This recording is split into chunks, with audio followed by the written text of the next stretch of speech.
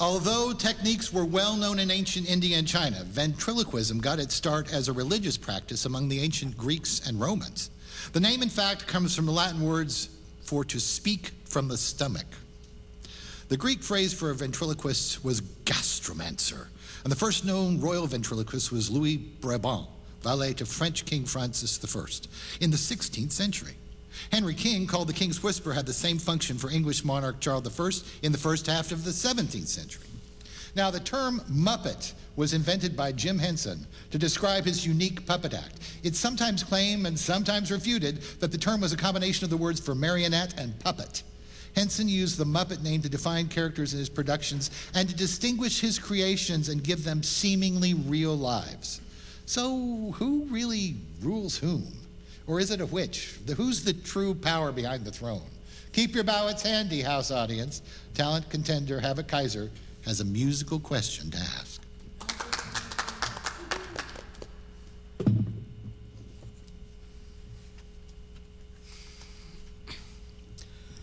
I reflect on my reflection, and I ask myself the question, what's the right direction to go? I don't know. Am I a man, or am I a Muppet, and I am not it? If I'm a Muppet, then I'm a very manly Muppet, very manly Muppet. Am I a Muppet, not it? Or am I a man, and I a man? If I'm a man, that makes me a Muppet of a man, a Muppet of a man. I look into these eyes, and I don't recognize the one I see inside. It's times I need to decide, am I a man, or am I a Muppet? Am I a Muppet? It's I'm a Muppet, then I'm a very manly Muppet, very manly Muppet, and I a Muppet, or am I a man, am I a man? It's I'm a man that makes me a Muppet of a man, a Muppet of a man. And here I go again, I'm always running out of time. I think I made up my mind, and now I understand who I am. I'm a man, I know nothing. Oh, I'm a Muppet of a man, I'm a very manly nothing. I'm a Muppet man.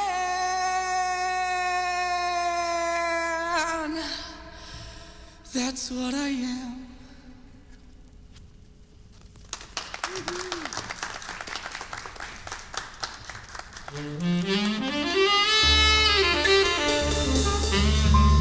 And now it's time for Philadelphus Fails and the Purple Vampires of Palmyra.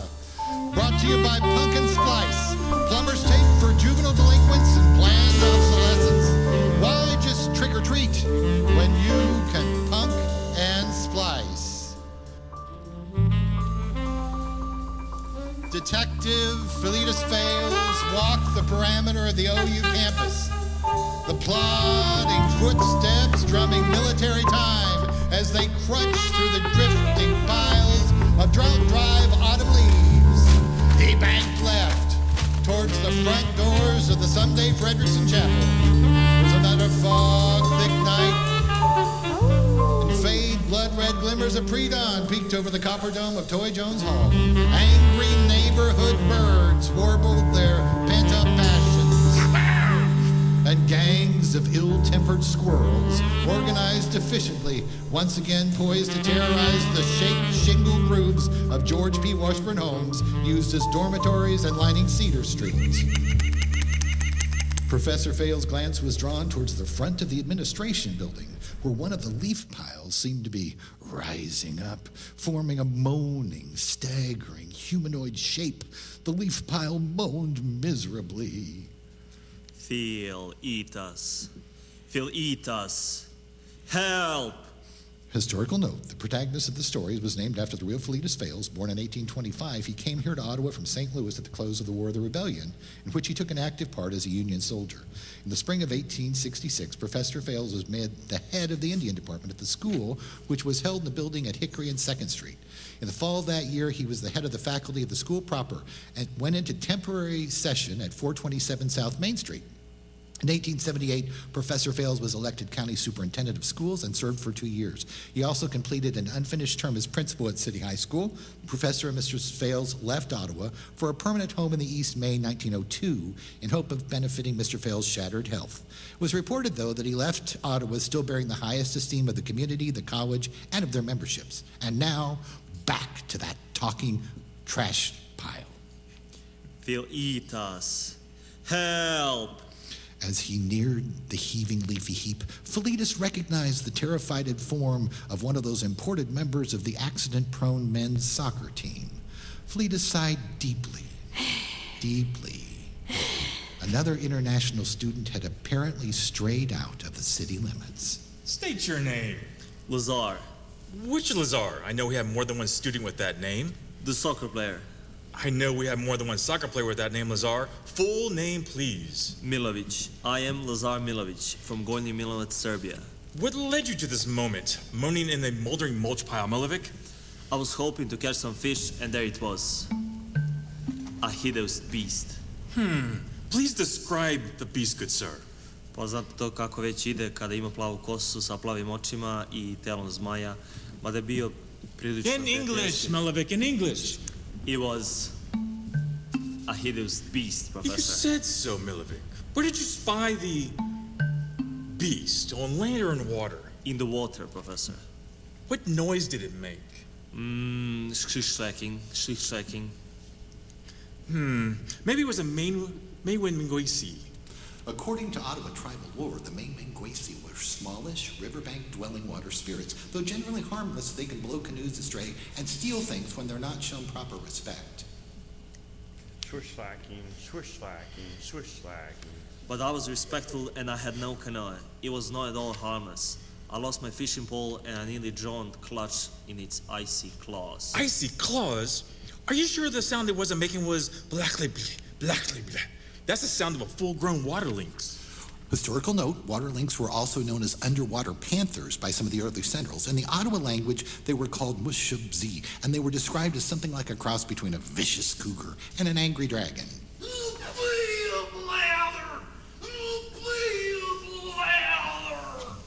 Well, it might have been pointy teeth, not icy claws. It was hard to tell with all the coils. Mutably? Mutably. Mutably? Mutably. Excuse me, sir? Mutably. The sound of the angry mushin in the big. The serpent of the Ottawans say lurk in the lake and eat humans. Mooply.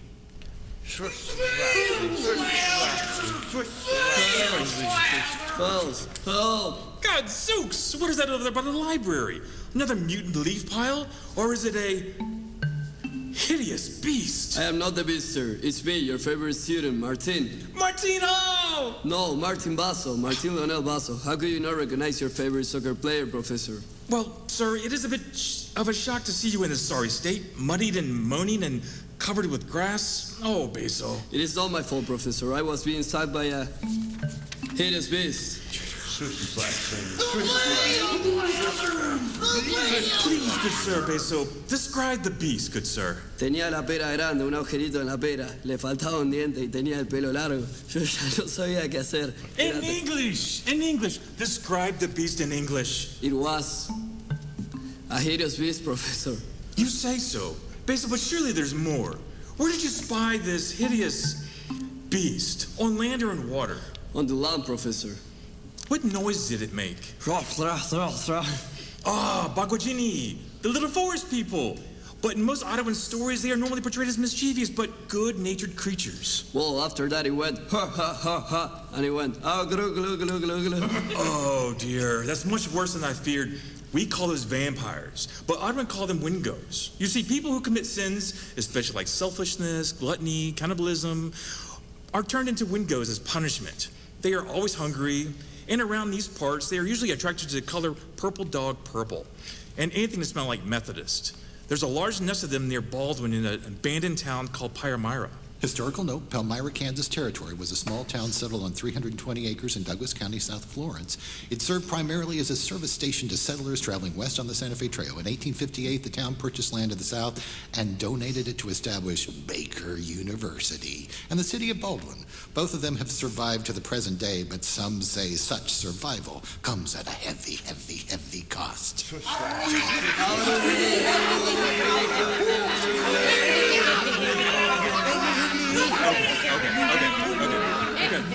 Cut it, Braves! Cut it. There is good news, though. Your safety is assured as long as you stay in the city limits of Ottawa town. Why is that, Professor? Do these Wingos not walk far from their nest? No, it's the garlic. The garlic. Wingos hate garlic and don't care much for Italian cheese either. A plethora of pizza choices on so many Ottawa menus with an abundance of you college students and your funky breath creates a garlic haze of a Parmesan protection. Swish slacking, swish slacking. But don't worry, Braves. You'll be safe by the smell. The end. So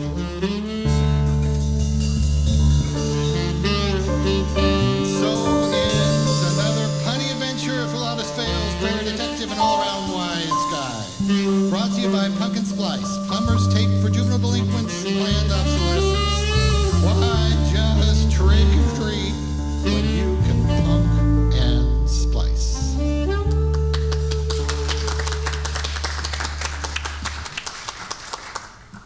1 Thessalonians 5, 12 through 22. Now we ask you, brothers and sisters, to acknowledge those who work hard among you, who care for you in the Lord and admonish you. We hold them to the highest regard and love because of their work.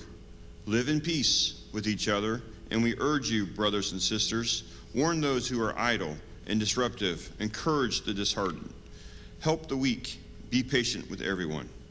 Make sure that nobody pays back wrong for wrong, but always strive to do what is good with each other and everyone else. Rejoice always, pray continuously, give thanks in all circumstances, for this is God's will for you in Jesus Christ. Do not quench the spirit, do not treat prophecy with contempt, but test them all. Hold on to what is good, reject every evil.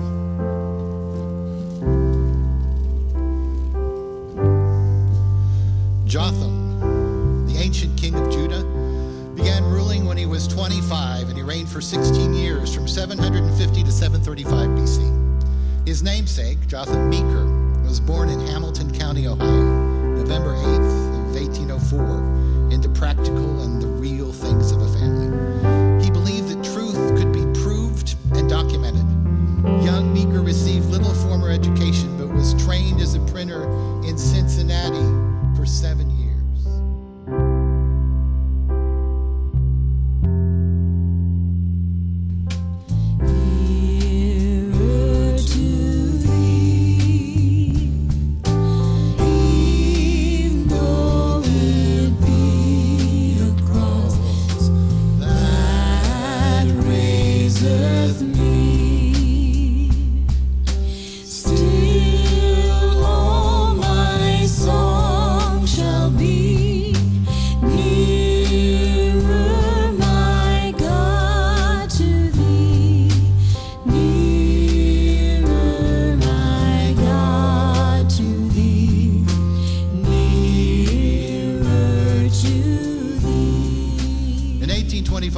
Meeker decided to become a missionary to the Indians.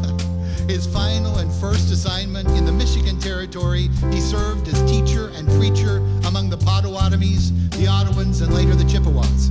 Reverend Meeker felt that rather than teach tribal members English so they could read the Bible, it made better sense to share the Bible with them in their own native language. While working in the Michigan Territory, Meeker learned to speak 3 Native American languages and began experimenting with a phonetic system of Indian orthography for tribes with no written form of their language.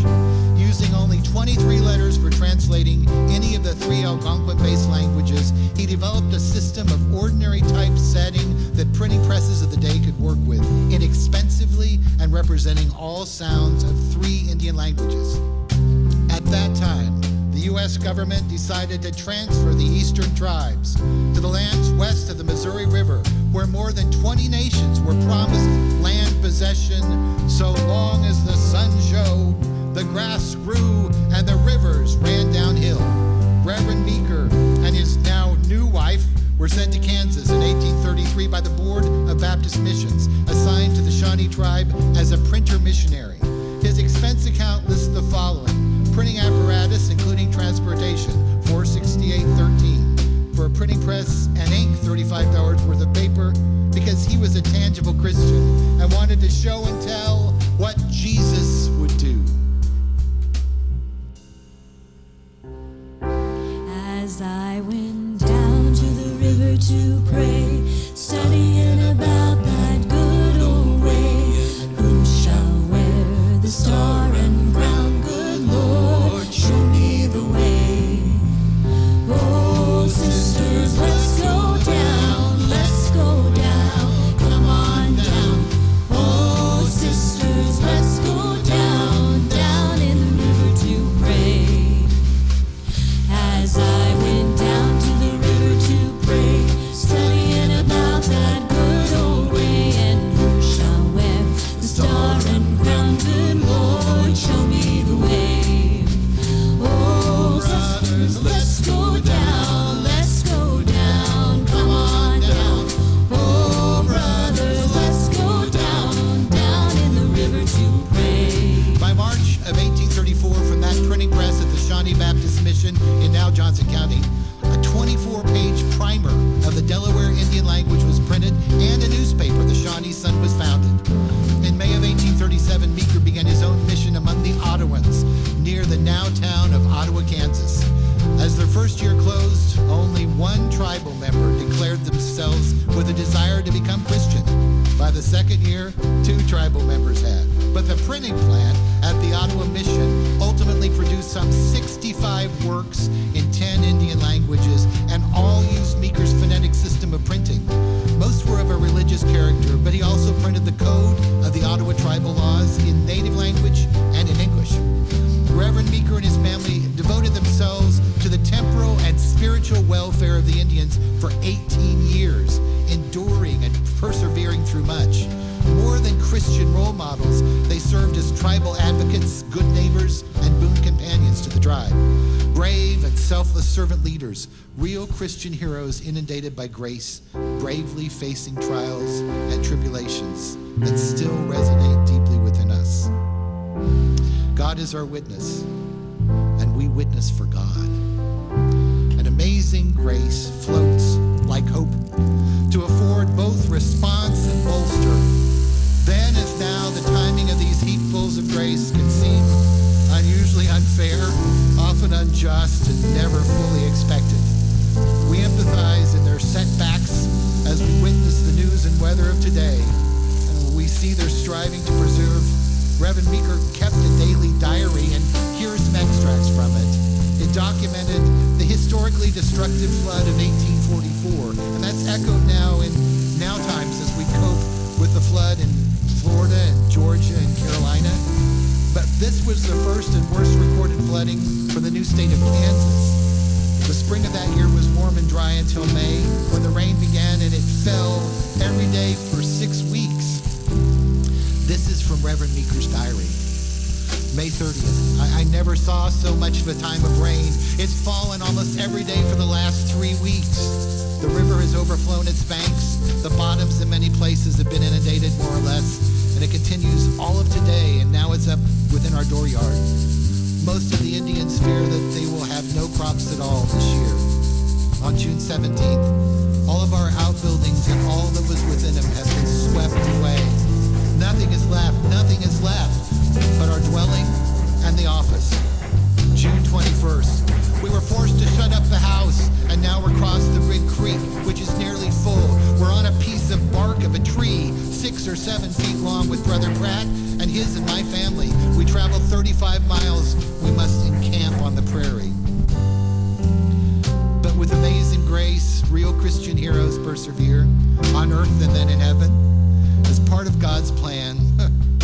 In-house audience, to bolster the now and honor the then, please join us in singing 3 verses of Amazing Grace, as much as you can remember. Amazing grace, how sweet the sound that saved a wretch like me.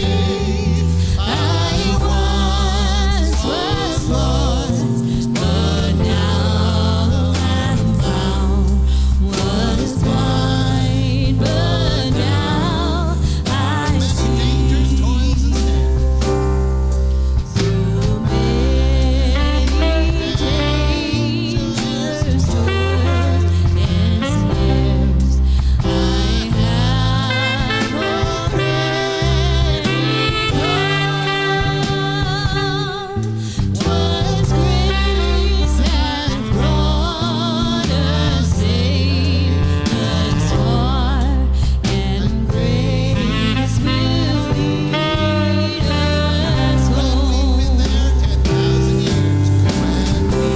We've been there 10,000 years, bright shining as the sun.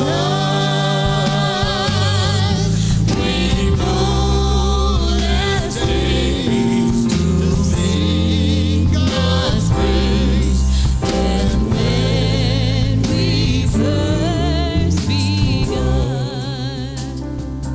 Jonathan Meeker's influence among the Indians can be seen in his obituary notice. From the Missionary Magazine, his probity and his interested concern won the most confiding affection of the native people. They looked up to him as father and consulted him on all national concerns, and so single was their trust in him that they would not receive their money from the government till he had first counted it.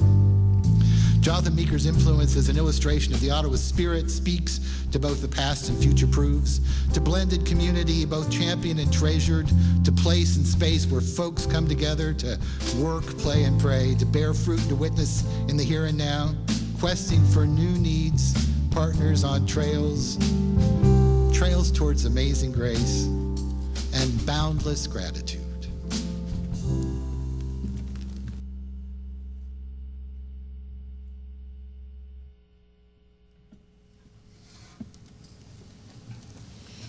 Ingratitude by Karen Miriam Goldberg. The wind thanks you, unfurling over the worn horizon so it can billow into night. The stars, too, whether talisman of light dying or just being born, behind the small birds arriving or staying behind, who balance gratefully on thin branches of the coming winter. The squirrel in the field, the hidden fox, the mammals under and over ground find a way out of no way. The world is composed, is composing itself anew, even in a narrow time. Flashes of red on a gray day just before the red-winged blackbird folds back in silhouette. Whatever act of kindness flies, lands in the heart of a moment, a seasonal marker to illuminate why we live, a song of gratitude. Now come is my departing time, and here I may no longer stay. There is no kind comrade of mine, but will desire I were away. But if that time will me permit, which from your